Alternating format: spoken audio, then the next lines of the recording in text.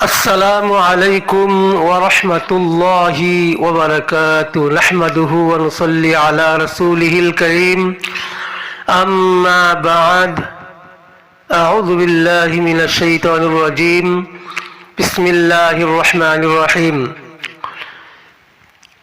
الذي باركنا حوله لنريه من آياتنا إنه هو السميع البصير.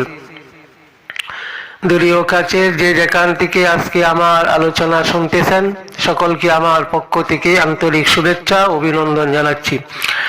আজকে এমন একটি আলোচনা নিয়ে আসছি যে সকলকে ইনশাল্লাহ শুনতে হবে, শুনলে উপকার হবে। বিশেষ করে যারা ইতিম, গরিব, অসহায়, বিধবা ভাতা, পঙ্গু ভাতা টাকা মেরে মেরে খায়, তাদের জন্য আজকের এই আলোচনাটা অতি গুরুত্বপূর্ণ। এবং কমেন্ট সেকশনে সকলেই আপনারা কমেন্ট করে যাবেন যে এই অপরাধগুলি কারা করে থাকে। তো আজকে আপনাদের সামনে আলোচনা হয়েছে আল্লাহ রসুল সাল্লাল্লাহু আলাইহি সাল্লাম যে মেরাজে গিয়েছিলেন, এই মেরাজের ঘটনা থেকে আমাদের শিক্ষা কি, আর তার উপর ভিত্তি করে একটা আয়াত কারিমা তেলাওয়াত করেছি যে আল্লাযী বারাকনা হাওলাহু লিনুরিয়াহু মিন আয়াতিনা।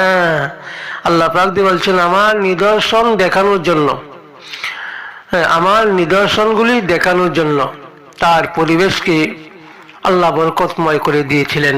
তাহলে নিদর্শনগুলি কি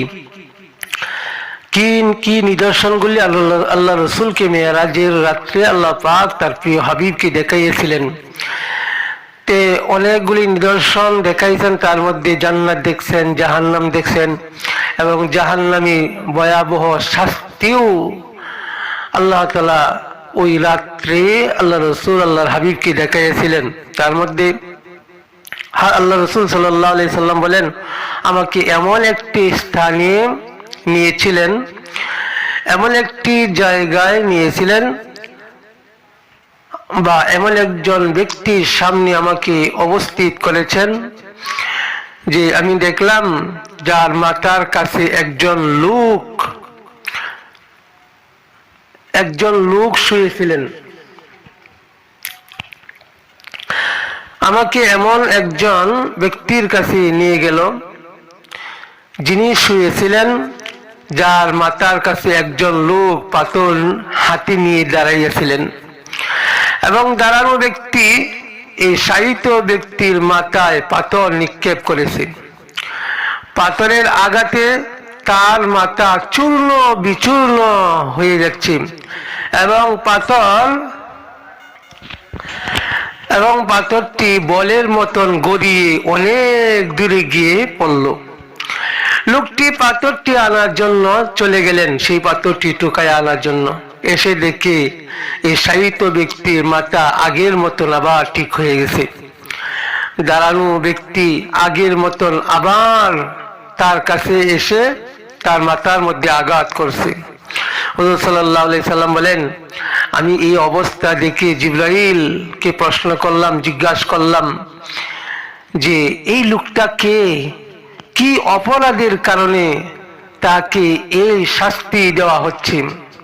হযরত জিবরাইল আলাইহিস সালাম বললেন, তার দুইটা অপরাধ, এই দুইটা অপরাধের কারণে তাকে এইভাবে শাস্তি দেওয়া হচ্ছে। তাকে কিয়ামত পর্যন্ত এইভাবেই শাস্তি দেওয়া হবে, এক সেকেন্ডের জন্য তাকে মুক্তি দেওয়া হবে না, বিরত রাখা হবে না। তার মধ্যে এক নম্বর অপরাধ ছিল সে কোরআন সত্য জানতো, কোরআন শিখেছে, কিন্তু কোরআন অনুযায়ী সে জীবন গঠন করে নাই, কোরআন অনুযায়ী সে পরিবার গঠন করে নাই, কোরআনের বিধান অনুযায়ী, কোরআন অনুযায়ী সে সমাজ ব্যবস্থা করে নাই, এই কোরআন অনুযায়ী সে রাষ্ট্রীয় ব্যবস্থা করে নাই, রাষ্ট্র পরিচালনা করে নাই। এই অপরাধগুলির কারণে তাকে কিয়ামত পর্যন্ত তাকে এইভাবে শাস্তি দেওয়া হবে।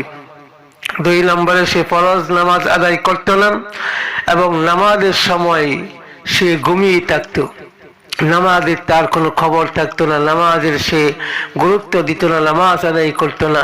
ফজরের নামাজ, বিশেষ করে ফজরের নামাজের সময় সে ঘুমিয়ে থাকতো, যার কারণে এই দুই অপরাধের কারণে তাকে এইভাবে শাস্তি দেওয়া হবে, কিয়ামত পর্যন্ত এই শাস্তি চলতেই থাকবে। আল্লাহ রাসূল সাল্লাল্লাহু আলাইহি সাল্লাম বলেন, এরপরে আমাকে এমন একজন ব্যক্তির কাছে নিয়ে গেল যার ঠোঁট ছিল উটের ঠোঁটের মতন। আপনারা উট দেখছেন না? উট, এই উটের ঠোঁটের মতন যার ঠোঁট ছিল। একজন ফেরেশতা পাথরের মতন, পাথরের টুকরার মতন আগুনের একটা পুলকি এই ব্যক্তির মুখের ভিতর দিতেছে, আর এই পাথরটা পিছনের দরজা দিয়া বের হইতেছে। আগুনের একটা পাথরের পুলকি এই উটের ঠোঁটের মতন একজন ব্যক্তির মুখের ভিতরে ঢুকাইতেছে, এটা আবার আপনার পিছনের দরজা দিয়া বের হইতেছে। এইভাবে দিতেছে আর বের হইতেছে, লোকটা চিৎকার দিয়ে কাঁদতেছে। আল্লাহ রাসূল বললেন, জিবরাইল, এই লোকটা কে এবং তার কি এই ভীষণ অবস্থায় ভাবে এই কঠিন ভাবে তাকে শাস্তি কেন দেওয়া হচ্ছে? হযরত জিবরাইল বললেন, ইয়া রাসূলুল্লাহ, এটাই হচ্ছে আপনার উম্মত, এই লোকটাই আপনার উম্মত। তার অপরাধ ছিল সে দুনিয়াতে এতিম, গরিব, অসহায়, বিধবা, প্রতিবন্ধী, যারা লোক ছিল, তাদের এই মাল অর্থ সম্পদ সে আত্মসাৎ করে ভক্ষণ করতো, সে খাইতো। এই শাস্তি এই জন্য তাকে দেওয়া হইতেছে, কিয়ামত পর্যন্ত তাকে এই অপরাধের শাস্তি তাকে দিতেই থাকবে, এক সেকেন্ডের জন্য বন্ধ করা হবে না।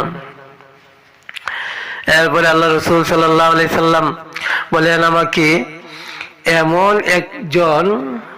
এমন একটি নদীর কাছে নিয়ে গেলেন যে নদীর পানি ছিল রক্তের নদী।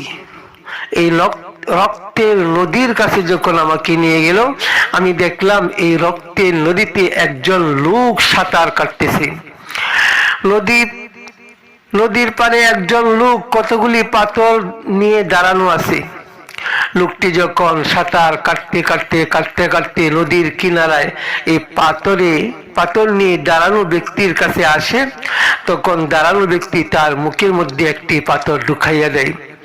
পাথর মুখে নিয়ে লোকটি আবার সাঁতার কাটতে মাঝখানে চলে যায়।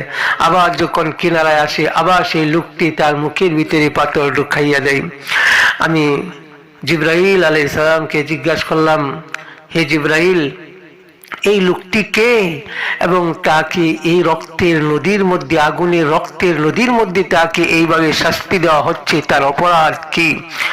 ফেরেশতা বললেন, এই লোকটি হচ্ছে আপনার উম্মত। তার অপরাধ ছিল সে দুনিয়ার মধ্যে সুদ খাইতো, সে দুনিয়াতে সুদ খাইছে। বুখারীর হাদিস, সে দুনিয়াতে সুদ খাইতো। তাহলে আল্লাহ রাসূল সাল্লাল্লাহু আলাইহি সাল্লামকে মেরাজে রাতে অনেক বড় বড় নিদর্শন দেখায় দিয়েছিলেন।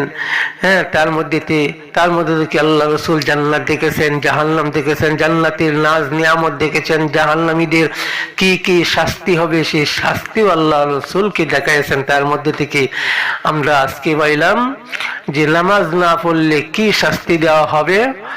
এরপরে কোরআন অনুযায়ী নিজের জীবন, ব্যক্তি জীবন, পারিবারিক জীবন, সামাজিক জীবন, রাষ্ট্রীয় জীবন যদি আমি পরিচালিত না করতে পারি, যারা রাষ্ট্রের দায়িত্বে আছেন তারা যদি কোরআন অনুযায়ী সমাজ ব্যবস্থা, রাষ্ট্রীয় ব্যবস্থা না করেন, তাদেরকে এই শাস্তি দেওয়া হবে।